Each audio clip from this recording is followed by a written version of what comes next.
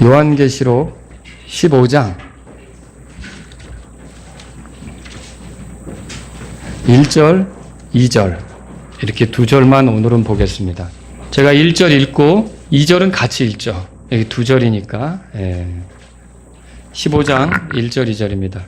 또 내가 하늘에 있는 크고 놀라운 다른 표적을 보니 일곱 천사가 마지막 일곱 재앙을 가졌더라. 하나님의 진노가 그것들 안에 가득 채워져 있더라. 또 내가 보니 불 섞인 유리바다 같은 것이 있는데 짐승과 그의 형상과 그의 표와 그의 이름의 수를 이기고 승리한 자들이 하나님의 하프들을 가지고 유리바다 위에 서서, 자, 오늘 여기서 2절에 보면 이기고 승리한 자들 이렇게 나오죠. 제가 오늘 드릴 말씀의 제목은 이기고 승리한 자들, 이것이 되겠습니다. 요한계시록 2장하고 3장을 보면 이기는 자들이 나와요. 이기는 자들에겐 뭐 해주겠다 뭐 이렇게 약속이 돼 있잖아요. 근데 이 이기는 자들을 해석하는 게 다 조금씩 달라요. 그러니까 신천지에서는 이기는 자가 이만희예요. 다른 건 없어요. 이만희가 이기는 자다 그래요. 신천지에서는. 그리고 지방교회에서는 그 예수님을 믿는 사람들 중에 특별히 좀 업그레이드 된 사람을 이기는 자라고 해요. 근데 여러분과 제가 알아야 될 게 이 교회를 향하여 계시록 2장, 3장에서 말하는 그 이기는 자는 우리 모든 그리스도인을 얘기하는 겁니다. 그러니까 기본적으로 오늘 이 말씀을 듣기 전에 알아야 될 것은 그리스도인은 이기는 자다. 이걸 아셔야 돼요. 그러면 그리스도인이 무슨 힘이 있거나 능이 있어서 이기는 자가 아니라 예수님 때문에. 그러니까 예수님이 승리하신 분이잖아요. 십자가로 이기셨잖아요. 우리가 이 그리스도와 함께 죽고 묻히고 부활함을 통해 그리스도와 연합이 돼서 그분의 승리가 우리 것이 되는 거예요. 그러니까 그리스도가 이기신 분이기 때문에 우리는 그리스도 안에서 함께 이김을 경험하는 이기는 자라는 걸 아셔야 돼요. 이게 여러분 믿음이 있어요? 누구에 대한 믿음이? 예수님에 대한 믿음이 있어요? 예수님에 대한 믿음이 있다면 이기는 자라고 성경에 말해요. 요한계시록을 쓴 요한이 요한일서 4장에서 한번 5장에서 이렇게 말하고 있어요. 보세요. 요한일서 5장.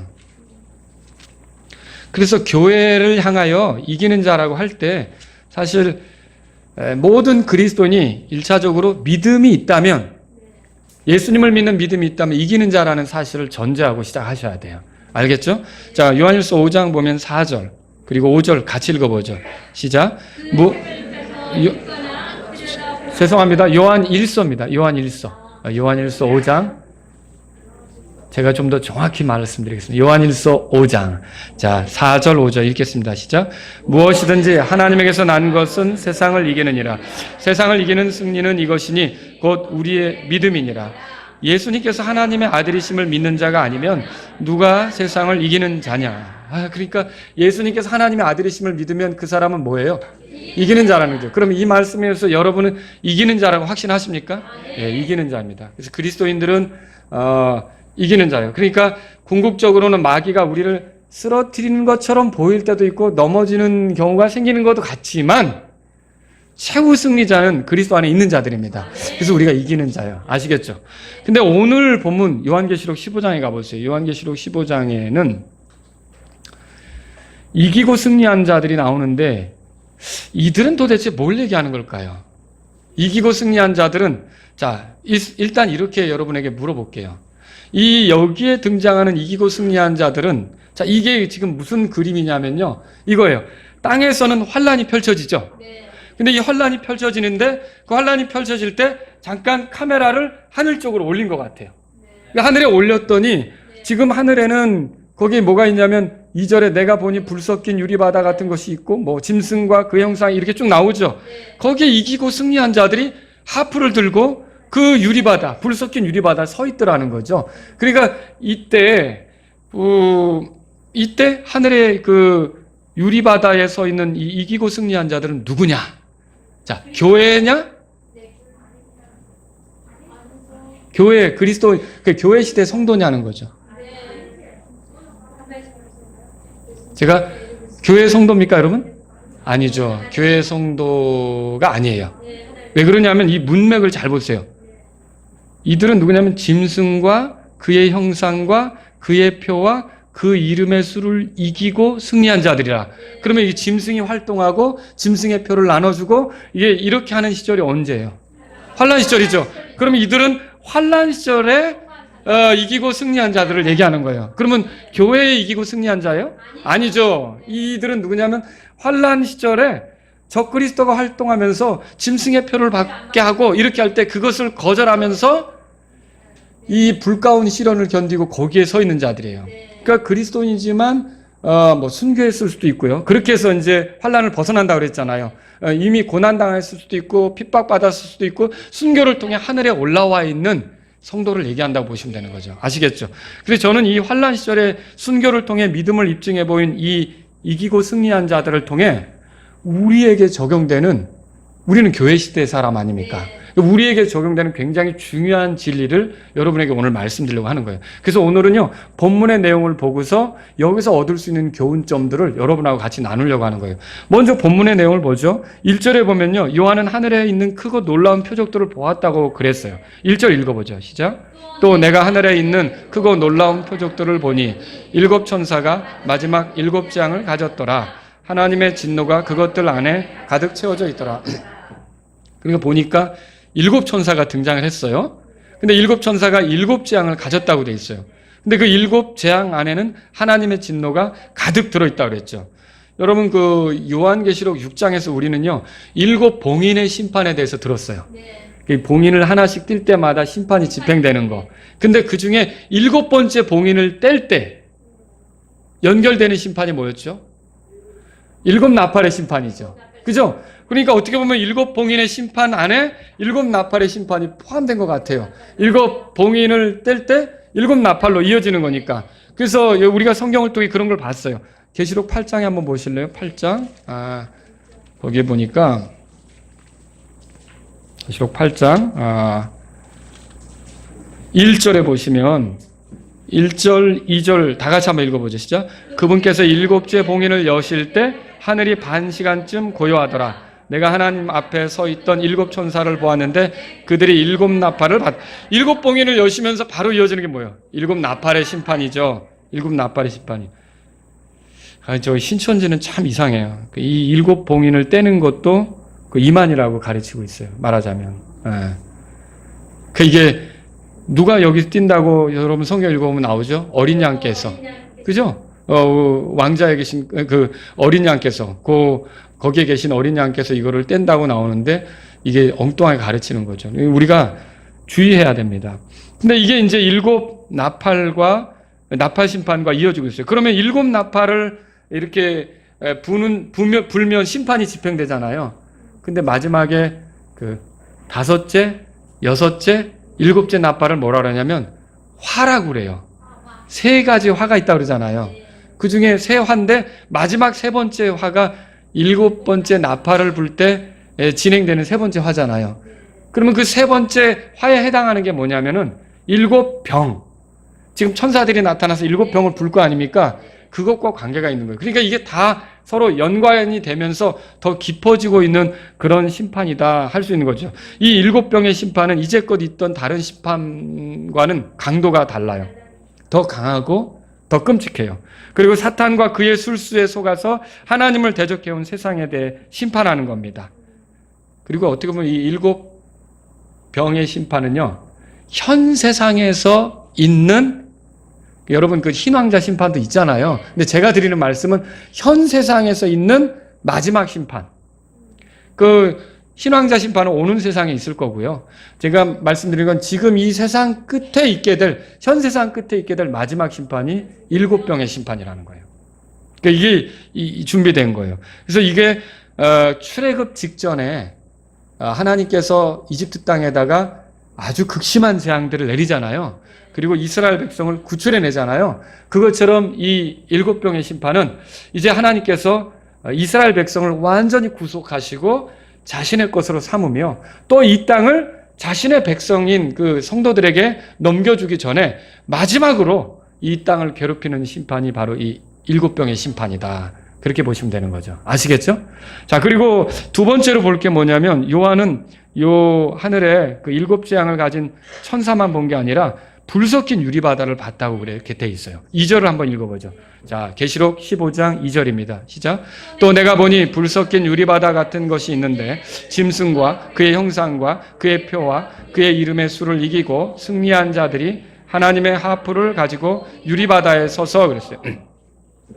이기고 승리한 자들이 있는데 아까도 얘기했지만 짐승의 표를 받지 않았고 그걸 이겼대요. 짐승을 이겼대요. 그러니까 적그리스도를 이긴 거죠. 그죠? 그러니까 환란 시대의 성도인데 이들이 유리바다 위에 서 있어요. 유리바다는 어딜까요? 이게 하늘에 있죠? 요게 나오는 게 요한계시록 4장에 가보세요. 4장 한번 펴보겠습니다. 4장 6절에 보세요. 다 읽겠습니다. 그 왕자 앞에 수정 같은 유리바다가 있고 왕자 한가운데와 왕자 둘레에는 앞뒤에 눈이 가득한 네 짐승이 있더라. 이 유리바다는 어디 있는 바다야? 하늘에 있는 바다죠. 하나님 왕자 앞에 있는 바다예요. 이 유리바다라고 돼 있어요. 그런데 이 유리바다에 요한계시록 4장에는 그런 표현이 없었는데 이 바다의 15장에 가보니까 불이 섞여 있다고 써 있어요. 그러면 불이 붙었다는 거죠. 그럼 이 불이 붙었다는 건 뭘 얘기할까요? 이 불은 도대체 무슨 불을 얘기하는 걸까요? 이 불은 어떻게 지옥불입니까? 그건 아니죠. 하늘에 있는데. 그럼 도대체 이게 불이 뭐냐는 거죠. 여러분 이 불에 대해서 생각해 볼 필요가 있어요. 왜 성도들이 불 속에 서 있을까? 이거를 우리가 이것을 생각해 볼 때 필요한 게 뭐냐면 사도 바울이 한 말이에요. 고린도전서 3장으로 가보세요. 자, 미래에 그리스도의 심판석이 있죠.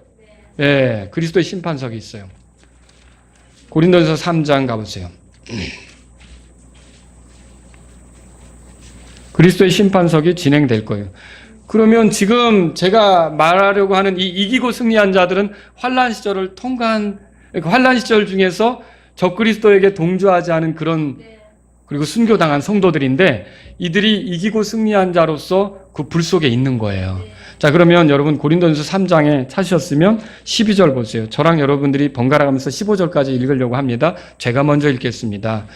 그런데 만일 어떤 사람이 이 기초 위에 금이나 은이나 보석이나 나무나 건초나 집을 세우면 각 사람의 일을 드러나리라. 그날은 그 밖에 드러내리니 이는 그것이 불에 의해 드러나고 그 우리 각 사람의 일이 어떤 일인지 그것을 시험할 것이기 때문에. 자, 어떤 사람의 일이 여기 보니까 불에 의해서 드러난다고 돼 있죠. 그리고 불이 각 사람의 일이 어떤 종류인지 그것을 시험할 거라고 돼 있죠. 자, 14절 제가 읽겠습니다. 어떤 사람이 그 기초 위에 세운 일이 남아있으면 그는 보상을 받고 15절 여러분요. 어떤 사람이 일에 불하면 그는 보상의 수치를 받으리라. 그러나 그런 자신은 구원을 받되 불에 의해 받는 것 같이 받으리라. 네, 불이라는 말이 나와요. 그런데 여러분 그리스도인들이 미래에 어느 때 우리가 지옥불에 들어가는 게 아니라 이렇게 불로써 우리의 어떠함을 드러내야 되는 때가 있다는 걸 알죠. 그럼 그때가 어느 때냐는 거예요. 그리스도의 심판석이 있을 때 아닙니까? 바로 이 지금 환란의 그 환란 시절, 땅에서는 환란이 집행이 되는데 하늘에서는 그 유리바다에 갑자기 불이 섞여지는 거예요. 그리고 거기에 누가 서 있냐면 이미 휴거된 성도들도 있겠지만 환란 시절에 순교해서 올라간 성도들도 거기에 섞여 있는 거죠. 그런데 이 환란 시절에 순교한 성도들을 뭐라고 표현했냐면 이기고 승리한 자들이라고 그랬잖아요. 이 이기고 승리한 자들이 결국 뭘 누립니까? 자, 요한계시록 20장으로 가보세요. 요한계시록 20장. 요한계시록 20장. 자, 그 4절에 이렇게 표현되어 있죠. 4절. 다 같이 읽겠습니다. 시작. 또 내가 보니 왕자들과 그것들 위에 앉은 자들이 있는데 그들에게 심판이 맡겨졌더라. 또 내가 보니 예수님의 증언과 하나님의 말씀으로 인하여 목배인 자들의 혼들이 있는데 그들은 짐승과 그의 형상에 경배하지도 아니하고 자기들의 이마 위에나 손 안에 짐승의 뼈를 받지도 아니한 자들이더라. 그들이 살아서 그리스도와 함께 1000년 동안 통치하되. 그러면 여기에 환란 때 핍박을 당하고 순교한 사람들이 결국은 다시 살아서 그들이 이기고 승리한 자들인데 1000년 동안 그리스도와 함께 통치한다고 되어 있어요. 이 사람들은 진짜로 이 사람들은 이기고 승리한 자인데 뭘 얘기하는 겁니까? 여러분 이 사람들은 사실 세상에 있을 때는 사람들의 눈에 보면 실패한 자예요. 왜 실패한 자죠? 적그리스도의 적그리스도를 경배하는데 동조하지 않았고 짐승의 표를 받는데 거부했고요. 그럼 경제활동이 돌아갑니까? 먹고 사는 게 불편하겠죠? 출세는요? 그때는 출세는 이제 생각도 못하는 거고 오히려 자기들이 가진 것까지 뺏기는 거예요. 잃어버리는 거죠. 손해를 보는 거죠. 그래서 사람들의 눈에는 보면 왜 저렇게 바보같이 살지? 이런 말을 들을 수밖에 없는 그런 사람들이라는 거예요. 그런데 이 본문은 뭘 보여주냐면 그러나 사람들이 볼 때는 그래도 하나님이 볼 때는 그들이야말로 이기고 승리한 자들이라는 거죠. 그들이 이기고 승리한 자들이라는 거예요. 그래서 그들이 결국 어떻게 되냐면 그리스도와 함께 통치하게 되는 놀라운 대접을, 놀라운 보상을 주님으로부터 받게 된다는 거죠. 근데 이게 그러면 그때 땅에 남아있는 자들은 그러면 그 이기고 승리한 자들이 아닌 저 그리스도의 그 표를 받고 저 짐승의 그 숫자를 받고 이렇게 한 사람들이 있잖아요. 이들은 어떻게 되냐는 거예요. 계시록 16장에 보세요. 계시록 16장 2절입니다. 그들은 어떻게 되는가? 사람의 눈으로 보기에는 그들이 성공한 자 같아도 하나님의 눈에 보기에는 그들은 잘못된 선택을 한 거예요. 그들은 후회 가득한 선택을 한 거죠. 그 16장 2절에 뭐라고 쓰인지 봅시다. 시작. 첫째 천사가 가서 자기 병을 땅에 쏟아부으며 짐승의 표를 가진 사람과 그의 형상에게 경배한 자들에게 악취가 나며 몹시 아픈 헌대가 생기더라. 그러니까 이런 짐승의 표를 받으면서 먹고 살기 위해서 그리고 출세하기 위해서 그리고 이 땅에서 안락하게 살기 위해서 적절히 타협했던 사람들은 이 말씀을 보니까 냄새를 내며 악취를 내며 아픈 헌대가 생기며 주님의 그런 그 심판을 당하는 그 모습을 보여주고 있지 않습니까? 근데 여러분 환난을 통과하는 사람들이 결국 이 두 그룹으로 나뉘는데 이기고 승리한 자들이 되든지 이렇게 악취를 내며 헌대가 생기는 그런 아픈 헌대가 생기는 그런 사람이 되든지 이렇게 되는 건데 이 두 그룹이 오늘날 교회 시대를 살고 있는 저희들에게 누가 진짜 그리스도 앞에서 이렇게 천년 동안 통치하는 이 사람들처럼 보상을 받으며 또 누구는 그런 기회를 잃어버리는지를 보여준단 말이죠. 아시겠죠? 그걸 보여줘요. 고린도전서 9장에 가보세요. 고린도전서 9장.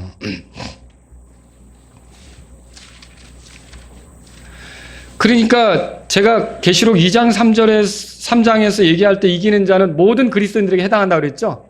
근데 지금 계시록 15장에 이기고 승리한 자들의 얘기는 상 받는 것과 관계가 있는 거예요. 그러니까 구원의 문제로 이기는 게 있고 상 받는 것과 관계되어서 이기는 게 있다는 거예요. 그럼 여러분은 구원의 문제로 이기는 자들이 맞습니까? 마귀가 더 이상 여러분을 어떻게 할 수 없을 만큼 여러분은 완전한 구원을 얻었습니까? 그럼 여러분 구원의 문제로 이기는 자죠. 이걸 좀 이해하기 쉽게 여러분에게 말씀드린다면 여러분이 세계 대회에 나가서 올림픽 출전해가지고 금메달을 따려면 먼저 이겨야 될 그게 있어요. 국내에서 이겨야죠. 그래서 국내에서 이겨야죠. 국내에서 이겨야 국가대표가 되는 거 아닙니까? 국가대표가 안 되면 세계대회에 갈 수 있어요? 없죠. 똑같은 거예요. 여러분, 저희가 구원받지 못하면 상은 생각할 수도 없는 거예요. 그러니까 구원받는 게 우리에게 필요한 거죠. 여러분 다 구원받으셨습니까? 그럼 마귀가 어떻게 할 수 없는 그리스도 안에서 이기는 자가 된 게 맞아요. 근데 제가 지금 이 이기고 승리한 자들을 통해서 얘기하려고 하는 부분이 뭐냐면 그렇게 구원받은 사람들 중에도 또 그 적그리스도에게 동조하지 않고 천년 동안 그리스도와 함께 통치하면서 주님으로부터 보상받는 사람들처럼 우리들 가운데도 그런 사람들이 있다는 거죠. 또 이제 누가 그렇게 되느냐는 거예요. 누가? 이거 우리가 알아야 되지 않겠습니까? 자, 그럼 고린도전서 그 9장에 찾으셨으면 거기를 보세요. 9장에 4절 한번 보시기 바랍니다. 24절. 제가 읽습니다. 경주할 때 달리는 자들이 다 달릴지라도 상을 받는 건 몇 사람이 돼 있어요? 한 사람이 상을 받는 줄 너희가 알지 못하느냐? 그러면 지금 우리가 여러분 그래도 우리가 그냥 운동회 같은 거, 소풍 같은 거는 선수를 쓰려고 하지 않아요. 재미로 하는 거잖아요. 그때 무슨 선수 하려고 하는 거 아니잖아요. 그쵸?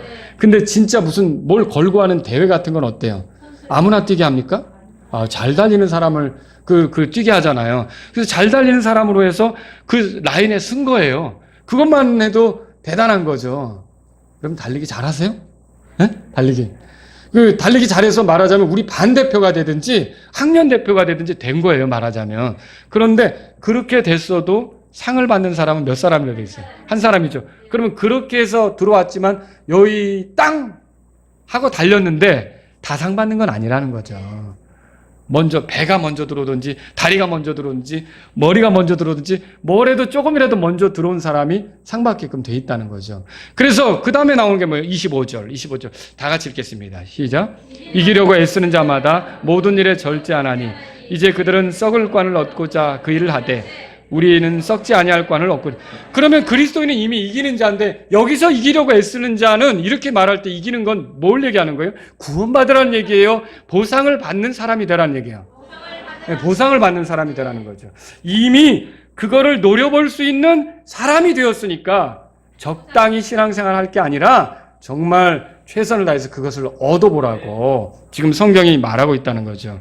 그러면 누가 이렇게 이기고 승리한 자로서 보상을 누리고 주님 앞에서 주님과 함께 통치할 수 있는 기회를 얻으면서 이렇게 가고, 또 어떤 사람은 구원을 얻지만 불 가운데서 얻은 것 같은 그런 부끄러운 구원으로서 그 왕국에 참여하고 이렇게 되는가 하는 문제예요. 이걸 보여주는 게 오늘 본문 말씀이에요. 요한계시록 15장에 보니까 여러분 거기에 보면은 먹고 살기 위해서 짐승의 표를 받고 있잖아요. 숫자를 받고 그 타협한 사람들 있죠. 그리고 내가 이 땅에서 안락하고 안전하고 이런 거를 생각해서 그게 우선이 된 사람은 하늘에 있어요, 없어요? 이기고 승리한 자로 있어요, 없어요? 없죠. 근데 나한테는 이제 내가 알게 된 예수님이 귀해서 잃어버려도 손해봐도 이제 난 예수님이 더 중요하다고 생각해서 핍박받으면서 심지어 목숨까지 내놓은 사람들, 이런 사람들은 어디에 있는 거예요? 하늘에 있는 거죠. 그 불 가운데에서 자기 그 어떠함을 드러내면서 결국은 승리자로서 명백하게 드러나는 거 아닙니까? 이게 오늘날 우리에게 주는 교훈이 있다는 거죠. 그게 뭡니까? 우리가 그리스도인이라고 하면서도 적당히 세상에서 잘 살기 위해서 계속 타협하고, 또 내가 이 세상에서 안락한 것이 우선이고 그래서 주님이 뒷전이고 이렇게 되는 사람은 시상돼서 어떻게 된다는 거예요? 그러니까 주님이 이름을 부르시는 자가 아니라 주님이 부인하는 자가 될 수 있다는 거죠. 부인한다고 해서 너 구원 안 받았어, 이걸 하는 게 아니에요. 디모데후서 2장 보세요. 디모데후서 2장. 상 받으러 이렇게 사람들이 나올 때 그를 부인한다는 얘기죠. 응? 디모데후서 2장 보세요. 자, 10절에 그러므로 2장입니다. 내가 선택받은 자들을 위해 모든 것을 견디면 그들도 그리스도 예수님 안에 있는 구원을 뭐라고 돼 있어요? 구원만 얻는 게 아니라 구원과 함께 뭐라고? 영원한 영광을 함께 얻게 하려면. 여러분은 구원받고 땡 이렇게 하면 안 되는 거예요. 구원받은 사람은 라인에 서서 이제 영광까지, 영원한 영광까지 보상으로 얻을 수 있게 된 거예요. 아시겠죠? 그런데 11절 그것은 신실한 말이로다. 우리가 그분과 함께 죽었으면 또한 그분과 함께 살리라. 이게 사실 원리예요. 그분과 함께 나를 부인하고 내가 이 땅에서 편하고 안락한 삶이 아니라 그분 중심이 되었을 때, 그분과 연합되었을 때 내게 이 영광이 오는 거죠. 자, 그런데 보세요. 12절 다 같이 읽겠습니다. 시작. 우리가 고난을 당하면 또한 그분과 함께 통치하리라. 우리가 그분을 부인하면 그분도 우리를 부인하시. 아니, 그러면 여기서 우리가 바울이 얘기하는 건데 믿는 사람이에요, 믿지 않는 사람이에요? 믿는 사람이죠. 성도예요. 우리라고 바울이 얘기했잖아요. 나도 포함되고 디모데 너도 포함되고 근데 우리가 부인이 될 수 있다는 거죠. 그럼 거기서 부인이라는 말은 너 구원 못 받았어 이거냐는 거예요. 그게 아니라 시상대에 이렇게 말하자면 보상을 받기 위해서 나올 때 너는 아니야, 너는 해당 사항 없어, 이렇게 될 수 있다는 얘기죠. 무슨 말인지 아시겠죠? 그러면 이거를 가르는 게 오늘 계시록 15장에 나온다 그랬는데 성경에서 두 인물을 발견할 수 있어요. 하나는 누구냐면 그 장자였지만 에서. 여러분 에서 아시죠? 네, 에서는 당장 배고픔을 면하겠다고 동생 야곱에게 어떻게 했어요? 장자의 명분을 팔아넘겼죠. 이 그리스도인도요, 먹고 살기 위해서 자기가 그리스도인 된 이 귀한 지위, 이 그리스도인인 정체, 이것들을 가볍게 여기고요, 타협하고 살아가는 사람들은요 에서처럼 된다는 거예요. 여러분 이걸 알아야 돼요. 그래서 먹고 살기 위해 그리스도인다운 특징들, 주님과의 관계, 주님을 섬기는 거, 주님을 경배하는 거, 이런 것들을 가볍게 여긴 사람들을, 그러니까 이 중요한 것들을 소홀히 여긴 사람들은 결국 주님 앞에서 제가 고린도전서 9장에서 보여드린 그 이기는 자 있죠. 그 대열에 선다는 겁니까? 어렵게 된다는 거죠. 그걸 성경이 말하고 있어요. 그래서 육체의 만족을 우선시했기 때문에, 짐승의 표를 받았던 그 사람들처럼 육체의 만족을 우선시했기 때문에 거기서 그 사람들은 주님이 부인하실 수 있는 거죠. 부인한다는 말이 다 너는 아니야 말하자면 이렇게 되는 거죠. 상 받을 때 여러 사람이. 그럼 여러분 반대로 에서와 다른 입장에서 있는 사람이 누구냐? 모세예요. 모세는 어땠어요? 성경 찾아보죠. 히브리서 11장. 이 사람이 그 이집트의 파라오 왕궁에서 살았잖아요. 이거 다 모두 부러워하는 장소예요. 누구나 다 거기 들어가고 싶어 하고요. 네? 그런데 이 모세는 어떻게 했냐면 자기가 누군지 그 정체를 명확히 했어요. 자기는 하나님의 백성이고 하나님의 백성과 함께 고난받아야 된다고 생각했던 거죠. 그래서 세속적인 출세를 원해서 왕궁에 머무는 것보다는 내가 그걸 내던지더라도 어때요? 하나님의 백성과 함께 고난받는 걸 택하겠다. 히브리서 그 11장에 보시면 거기 보세요. 24절에 믿음으로 모세는 나이가 들었을 때 파라오의 딸의 아들이라 불리는 것을 거절하고 잠시 죄의 쾌락들을 즐기는 것보다 오히려 하나님의 백성과 함께 고난받는 것을 택하였습니다. 26절 다 같이 여러분 읽어주세요. 이집트의 보화보다 더 큰 재물로 여겼으니 이는 그가 주께서 보상으로 보답해 주시는 일에. 어떤 분은 아니 구원받았으면 감사하지 무슨 보상까지 생각을 해. 에이 나는 그렇게 안 살아. 또 이런 굉장히 관대하신 분이 있어요. 아주 너그러우신 분. 근데 모세는 그랬어요? 이게 모세를 읽어보니까 주께서 보상으로 보답해 주신 일에 뭐 했다고 돼 있어요? 관심을 뒀다고 돼 있죠. 그러면 이게 믿음의 삶이에요? 믿음의 삶은 어때요? 주님께서 보상으로 보답해 주신 일에 관심을 갖는 거죠. 그러니까 이 믿음으로 살지 않는 건 뭐예요? 주든 말든 나는 구원받았으면 됐어. 천국 가면 됐지 뭐. 이거는 제대로 믿음을 충분하게 표현하는 게 아니라는 거죠. 적어도 여러분이 믿음으로 사는 사람이라면 주께서 보상으로 보답해 주시는 것에 관심을 가지셔야 돼요. 오죽하면 바울의 입을 통해서 주님이 뭐라고 하시요? 너희도 이와 같이 상을 얻도록 달리라. 그러면 상을 얻으라고 하는 그 주님의 무슨 상이야. 너 구원받은 것도 횡재한 거야. 이런 식으로 주님이 원하는 거예요? 너가 구원받았다면 이제 너를 위해 영원한 영광이 있으니까 한 번 더 뛰어봐봐. 더 열심히 해봐. 더 최선을 다해봐. 이제부터 네가 하는 건 다 기억이 돼. 네가 구원받기 전에 한 거는 다 종교였고 아무것도 아니었지만 이제 네가 나와 연합해서 나를 의지해서 주님을 위해서 손해보고 고생하고 희생한 것은 다 보상이 있어. 한번 열심히 뛰어봐. 이렇게 말하는 거 아닙니까? 우리는 이것을 인식할 필요가 있다는 거죠. 이 두 가지의 길이 있어요. 오늘날 우리의 추구가 무엇이었는지로 그날에 이렇게 이기고 승리한 자들처럼 보상을 누리든지 아니면 보상의 손실을 당하는 사람으로 드러나든지 이렇게 할 거라는 거죠. 비록 그리스도인이지만 들어보세요. 먹고 사는 문제, 안정적인 직업, 진학, 진로, 출세 이런 것들이 우선인 사람들은 환난 시절 짐승의 표를 받은 사람들처럼 타협하게 될 거예요. 그러면 그들은 그 이기고 승리한 자들 위해 섭니까? 그 틈에 섭니까? 못 서는 거죠. 이게 타협한 자들은 주님으로부터 보상을 누릴 생각을 하지 말아야 된다는 거죠. 그러나 만일 우리의 삶에서 먹고 사는 것보다 주님 섬기는 게 더 중요하고 출세하는 것보다 주님께 인정받는 것이 더 중요하고 다른 어떤 것들을 추구하는 것보다 주님을 경배하는 것이 더 중요하다면 이제 환난 시절에 불 섞인 유리바다에 서서 이기고 승리한 자들로 드러나 천년 동안 주와 함께 통치한 그 사람들처럼 우리도 어떻게 된다는 거예요.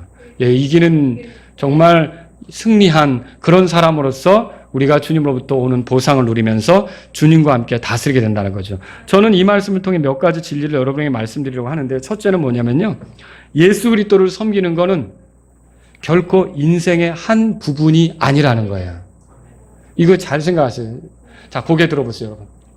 여러분은 예수님을 섬기는 게 내가 선택할 수 있는 많은 것들 중에 하나라고 보십니까? 아니죠. 그러니까 내가 상황에 따라 이거를 걸칠 수도 있고 버릴 수도 있고 또 다시 취할 수도 있고 이런 거라고 보십니까? 아니에요. 액세서리 같은 거라고 보십니까? 아니에요. 우리가 예수님을 섬기는 건 그런 게 아니라는 거죠. 상황에 따라 벗었다, 입었다 할 수 있는 게 아니에요. 그렇게 해서 적절하게 어떤 상황에 타협하는 것은 에서처럼 하는 거죠. 그죠? 여러분, 이게 예수님을 섬기는 거는요, 어떤 거냐면 우리 삶 전체에 나타나는 게 예수님을 섬기는 거예요. 여러분, 이렇게 믿으십니까? 예수님을 섬기는 일이 내 삶의 일부인 사람은 에서처럼 되는 거예요. 어려움이 닥치면 타협하죠.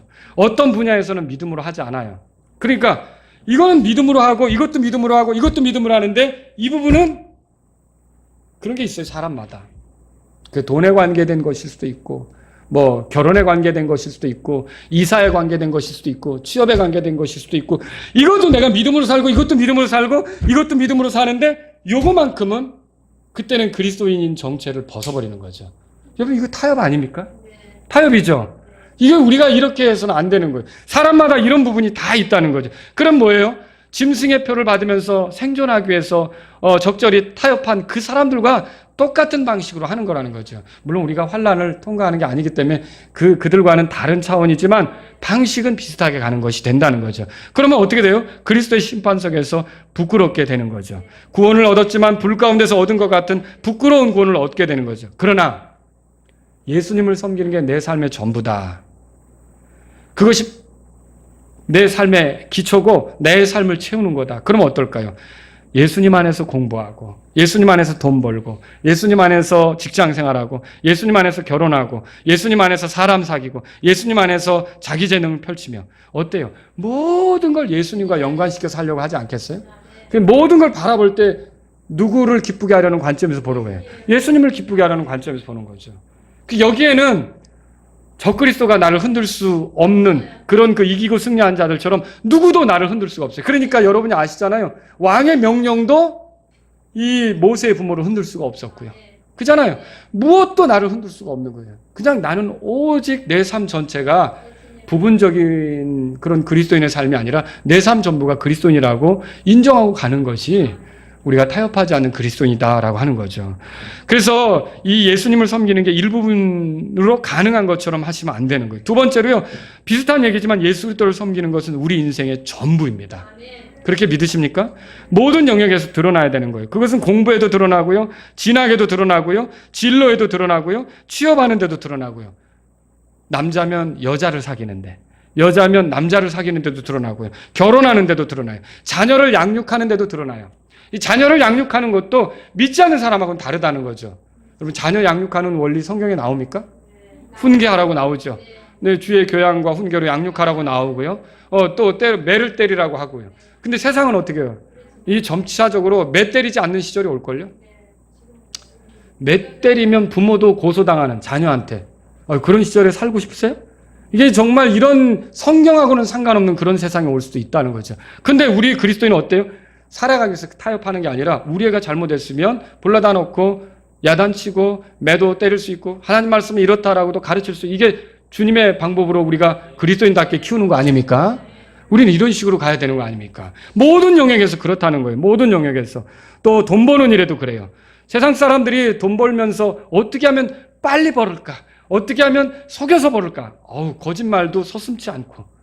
근데 우리는 그럴 수 있습니까? 예.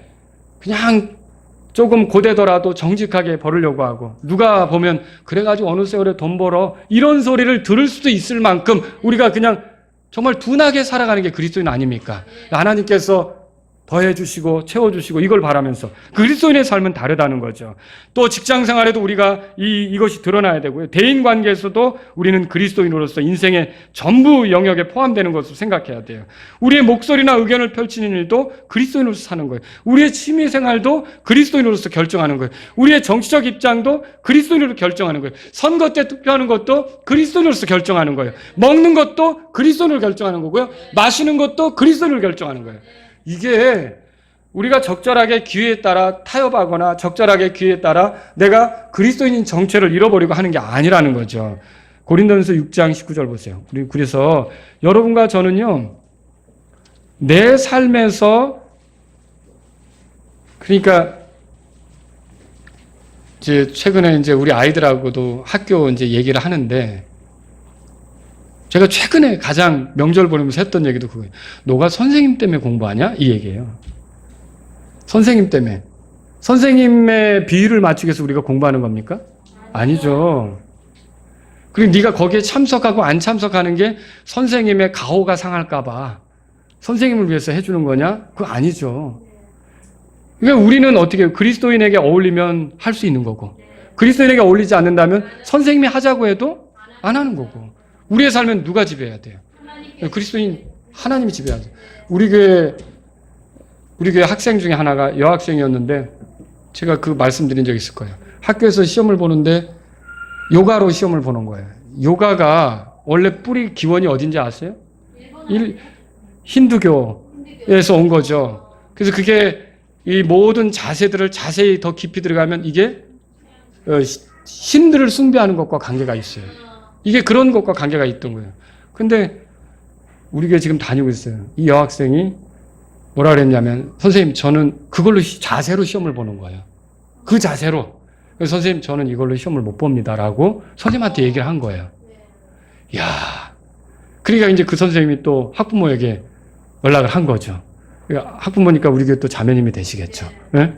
그런데 그러면 왜 그러냐 그랬더니 나는 내가 이게 신앙 양심에 그렇게 할 수 없다는 거죠. 그러니까 선생님이 야 애들 교회 다니는 애들 많어 다 해 이렇게 한 거죠. 그런데 저는 다른 걸로 선생님 해주세요.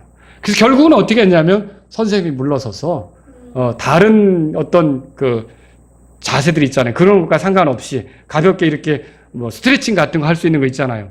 그런 걸로 해서 시험을 통과했어요. 저는 야 그래도 말씀을 듣고 그렇게 했구나. 또 어떤 우리 교회 또 학생은 주일날 아주 실력이 있는데도 대회가 있으면 안 나가는 거예요. 토요일날 대회를 하면 나가고요. 주일날 하면 그 학생이 지금도 우리 교회 다니고 있어요. 어쨌든 그러니까 주일날 상 받을 수 있어요. 근데 그 학원에서는 얘가 상을 타면 그 학원에 또 이게 걸리잖아요. 플랜카드도 걸리고 학원 주가가 올라가는. 왜 안 나가는 거야? 막 이제 이렇게 하죠. 저는 주일에는 교회 갈 겁니다. 감동적이지 않으세요? 저만 흥분한 겁니까? 저만 감동한 겁니까? 이게 이런 게 될 때, 야, 이게 제대로 들었구나, 이런 생각이 드는 거죠. 여러분, 우리가 알아야 될 게 있어요. 우리가 교회에서만 이게 그리스도인으로서가 되는 게 아니라 일주일에 살면서도 그리스도인으로 살아야 되는 거죠. 성경 볼 때만 그리스도인이 아니라 먹고 마실 때 뭘 하든지도 다 그리스도인으로 해야 되는 거죠. 이게 우리 주일학교만 할 때가 아니라 학교에서 공부할 때도 그리스도인으로 해야 되는 거 아닙니까? 이게 여러분 그리스도인이란 정체를 가지고 사는 게 내 삶의 일부가 되느냐 전부가 되느냐가 이 차이를 불러온다는 거죠. 여러분은 그리스도인으로 사는 게 전부입니까? 이거는 뗐다가 붙였다 할 수 있는 게 아니라는 거죠. 고린도전서 6장 찾으셨으면 보세요. 거기에 19절, 20절 다 같이 읽겠습니다. 19절, 20절 함께 읽죠. 시작. 도대체 무슨 말이냐? 너희 몸이 너희가 하나님에게서 받은 바 너희 안에 계신 성령님의 전인 줄 너희가 알지 못하느냐? 너희는 너희 자신의 것이 아니니 주께서 값을 치르고 너희를 사셨느니라. 그런즉 하나님의 것인 너희 몸과 너희 영으로 하나님께 영광을 돌리라. 이제 우리는 하나님의 것이에요. 내가 내 취향을 따라 하는 게 아니라고요. 그리스도께서 어떻게 보시는지를 보고서 결정하는 게 타협하지 않는 거예요. 무슨 말인지 아시겠죠? 그런데 내가 내 취향이나 내 생각대로 이렇게 조금씩 내가 살기 위해서, 내가 기쁘기 위해서, 내가 이롭기 위해서 타협해 나가는 건 결국 이기고 승리한 자들 위해 서는데 같이 그 영광에 참여하기가 어렵게 된다는 것이죠. 우리는 타협하지 말아야 돼요. 최근에도 유치원, 어린이집 이런데 부모가 선생님 우리 애를 가르칠 때 혹시 이런 거 하시면 저희는 그 수업에 참여시키지 않으니까 얘기를 해주세요. 그랬더니 진짜로 선생님의 전화가 온 거예요. 이것도 우리 교회 또 제가 누구라고는 얘기는 안 하고 우리 교회 자매님 얘기해요. 전화가 왔는데 누구 어머니 우리가 지금 그 약간 마술 이런 거를 하는데 어떻게 할까요? 이걸 물어오더라는 거죠. 또 그 어린이집이나 유치원에서 그런 거 할 때 있잖아요. 있잖아요. 근데 이 수업이 있는데 어떻게 할까요? 라고 물어오더라는 거죠.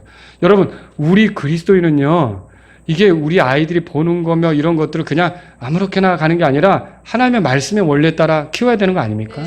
여기 타협하면 안 되는 거죠. 타협하면 안 되는 거예요. 그래서 저와 여러분들이 그리스도인의 삶이라는 건 모든 전체 영역에 제일 비참한 게 예배당에서만 그리스도인이고 공차할 때는 그리스도인이 아닌 거. 이제 그건 정말 아니라는 거죠. 공차할 때도 그리스도인이고 예배당에서도 그리스도인이고. 그래서 여러분이 경건하고 경건치 않은 걸 교회 안에서의 행동, 성경 보는 것만 경건하고 삶의 방식은 세속적이고 이렇게 나누는 게 위험하다는 거예요. 그리스도인은 전부 삶이 하나님께 속한 거고 주님의 영광을 위한 겁니다. 아시겠죠? 그래서 우리가 알아야 될 게 뭐냐면 그리스도인이라면 하나님을 섬기는 일은 어떤 것과도 바꿀 수가 없다는 거예요. 직업 바꿀 수 있습니까? 직업 바꿀 수 있냐고요? 직업 바꿀 수 있죠. 근데 하나님 섬기는 건요? 사람하고 헤어질 수 있어요? 헤어질 수 있죠. 주님하고 헤어질 수 있어요? 이거 안 되죠. 공부하는 분야 바꿀 수 있어요? 네, 근데 성경 공부하는 거 우리가 끊을 수 있어요? 안 되죠. 이 그리스도인의 삶이라는 건 평생에 걸쳐 나와야 되는 거다라고 하는 거죠. 최근 우리가 주일학교에서 고등교육에 지나갈 때 어떻게 해야 되는가 이제 이런 주제로 우리가 같이 공부했단 말이에요. 근데 우리 아이들이 흐트러지는 걸 막겠다고 기독교 학교로 보내야겠다 그래요.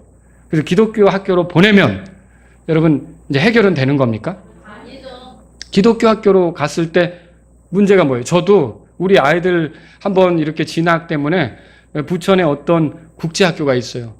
좋은 프로그램 가져다가 하는 그러니까 영어로도 공부하고 막 이래요. 기독교적인 아침에 8시에 모여서 예배한대요. 얼마나 좋아요, 영적이고. 근데 그래서 어떻게 예배하나 봤더니 딱 그거 이제 그 동영상 같은 거 있잖아요. 왈랄랄랄랄랄라. 그래서 보내기가 두려운 거예요.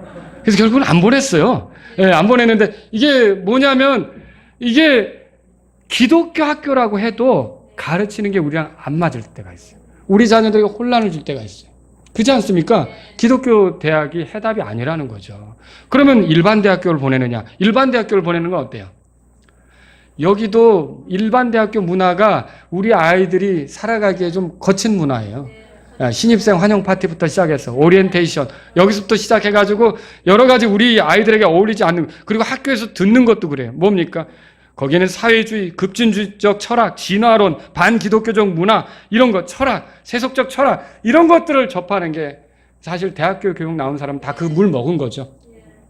다 드신 거예요, 사실. 이미. 그런 거를 배우면서 큰다고요. 그러니까 일반 대학교로 진학시키는 것도 사실 위험 부담이 많은 거죠. 그래서 세 번째로는 대학 가지 말자. 이건 해답이 됩니까? 이것도 아니죠. 왜냐하면 우리 그리스도인들도 정치인이 되고 과학자가 되고 의사가 되고 언론인이 되고 교육자가 나오고 사회에 저명한 사람들도 나와야 되는 거 아닙니까? 그리스도인들이 성경에 보면 그런 사람들이 있었잖아요. 그리스도인들이 그냥 뭐 이렇게 조용히 사는 게 아니라 한 국가를 바꾸기도 하고 민족들에게 영향을 미치기도 하고 그런 일이 있었잖아요. 그런 게 나오려면 우리는 교육기관을 거쳐야 되겠죠. 그럼 중요한 게 뭐냐는 거예요. 중요한 거는요, 모세에게 발견하고 다니엘에게서 발견하는 거라 그랬죠? 기억나세요? 뭐가 제일 중요한 거예요? 이게 다른 게 아니라, 그렇죠. 내가 누구냐, 내가 무엇을 위해 사느냐는 나에 대한 정체성이 그렇게 중요하다라는 거죠. 이게 중요한 거예요. 히브리서 11장 보세요. 히브리서 11장.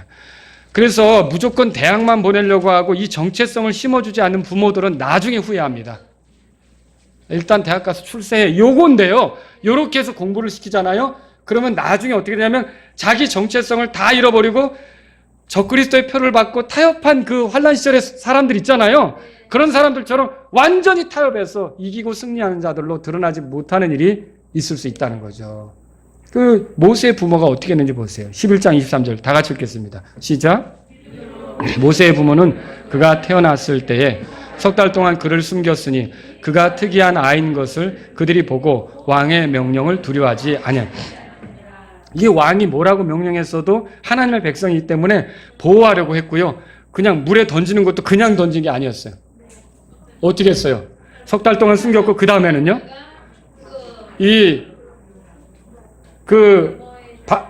바구니 같은 거 있잖아요. 그죠? 거기에 물 안 들어가게 해가지고 그 만들어서 그 안에다 띄웠잖아요. 얼마나 보호하려고 해요. 여러분 우리 자녀를 키울 때 학교에다 보내면서 알아서 해주겠지라고 생각하면 무조건 보내면 땡 이거 생각하는 건요 나일강물에 아이를 던지는 거하고 똑같은 거예요. 그런데 그런 나일강 같은 학교에 보내더라도 이렇게 울타리를 쳐서 그 아이를 보내려고 하는 부모의 마음이 있어야 되는 거죠. 이게 뭐예요? 이게 자기 정체성을 가르치면서 어떤 사람으로 살아야 되는지를 가르치면서 보내는 거다라고 하는 것이죠. 여러분 그 모세는 왕궁에서 교육을 받았으며 거기서 모든 이집트의 과학 지식 이런 거 배웠고 말과 능력에 뛰어나다고 사도행전 7장에 얘기하잖아요. 근데 모세가 그렇게 했는데 그런 공부를 하고도 자기가 누구라는 걸 잊지 않았죠. 누구라는 걸 잊지 않았어요. 히브리인이라는 걸 잊지 않았죠. 자기 정체를 명확히 한 거예요. 그러니까 그 정체를 명확히 하니까 때가 돼서 어떻게 해요? 나는 이걸 떠나고 내 정체성에 맞게 살겠다. 내 정체성에 맞게 살겠다 하니까 내 동족과 함께 고난받는 삶, 그리스도께서 보상해주는 삶으로 나가겠다. 이렇게 하잖아요. 그러니까 우리 학생들에게 필요한 건 뭐냐면 좋은 대학에 보내세요. 근데 아무리 그런 대학에 보내더라도 이 정체성, 그 그리스도의 사람이고 하나님을 위해 살아야 될 사람이라는 그 정체성을 심어주지 못하면 여러분은 다 빼앗기는 거예요. 그러나 모세처럼 그 아이에게 그 어머니가 젖을 먹이면서 어린 시절에 얼마나 또 히브리인에 대해서 얘기해 줬겠어요. 물론 왕궁으로 들어갔지만 이 자기 정체성, 자기가 그리스도인이고 전 세계 동안 주님을 위해 살아야 된다고 생각하는 그런 자세를 넣어줘야 된다는 거죠. 또 여러분 다니엘은 어때요? 이 다니엘도 모세하고 다니엘의 공통점이 뭐냐면 자기들이 이렇게 어떻게 할 수 없는 상황에 들어가서 교육을 받았어요. 자기들이 선택한 게 아니에요. 사실 우리나라의 교육제도가 어제도 학교에서 뭐 학교를 신뢰하십니까? 이 설문지가 왔더라고요. 민혁이가 내밀더라고요. 그런데 제가 이렇게 동그라미 치면서 이쪽에다 치고 이렇게 했어요. 그러면 학교 교육을 신뢰하느냐 그러는데 사실 신뢰 못하는 경우도 있거든요. 못하는 부분도 많고요. 그런데 보세요. 우리가 우리 마음대로 이렇게 할 수 없이 민혁이가 원하는 학교가 아니라 뺑뺑이가 돼가지고 그 뺑뺑이로 어쨌든 간 거 아닙니까? 우리가 우리의 원함과 상관없이 교육에 위탁이 되는 거죠. 그렇지 않습니까? 이런 환경에서 우리 아이들을 어떻게 키울까요? 중요한 건 이 아이들이 자기가 누구인지를 알아야 돼. 나는 그리스도인이고 나는 하나님의 자녀고 나는 하나님을 위해 있는 자고 나는 무엇을 배우든지 하나님의 관점에서 예수 그리스도의 관점에서 보고 이것을 통해서 그리스도를 영화롭게 하기 위해 내 인생을 펼쳐야 된다라는 생각이 있어야 된다는 거죠. 그럼 무슨 학교를 가든지 다니엘도 어땠어요? 다니엘서 1장 보세요. 다니엘서 1장. 중요한 거는 그러니까 내 전생에 내가 그리스도의 사람이라는 생각이 있어야 돼요. 여러분 왜 미국의 독립침례교회가 주일학교는 그렇게 열심히 다녔는데 대학교 들어가면서 교회를 떠나요? 아니 일반 교회들 보면 제가 어렸을 때 다녔던 교회도 그래요. 아니 고등학교 때까지는 열심히 다녔어요. 근데 대학을 들어가면 사라져요. 아유 형님 요즘에 교회 안 보이세요? 아주 바빠요. 뭐 직장에 취업해도 안 바빠요. 그러니까 왜 고등학교 때까지는 교회를 열심히 나오다가 사라지느냐는 거죠. 그러면 거기에 문제가 뭐죠? 정체성이죠. 자기가 평생에 걸쳐 온 생에 그리스도인이라는 그런 확고함이 없으니까 고등학교 때까지만 그리스도인으로 살고 대학에 들어가는 순간 어때요? 그걸 벗어버리는 거죠. 이 무서운 결말에 이르지 않으려면 여러분과 저는요, 우리의 자녀들, 우리 학생들도 들어야 돼요. 우리는요, 평생에 걸쳐 그리스도를 섬길 사람들이에요. 좀 크게 대답하면 좋잖아, 우리 학생들. 알겠지? 평생에 걸쳐서 우리가 그리스도를 위해 살아갈 사람이에요. 그래서 이기고 승리하는 자들로 서야 될 사람들이라는 거죠. 아시겠? 내가 왜 자꾸 이쪽만 보면서 얘기하지? 여기 다 모여 있는 것 같은데. 자, 보세요. 거기 다니엘서 1장 보세요. 그럼 다니엘도 바벨론 대학에서 공부를 한 거예요, 말하자면. 바벨론 인류대학에서 공부하는데 자기들이 원해서 공부한 거예요?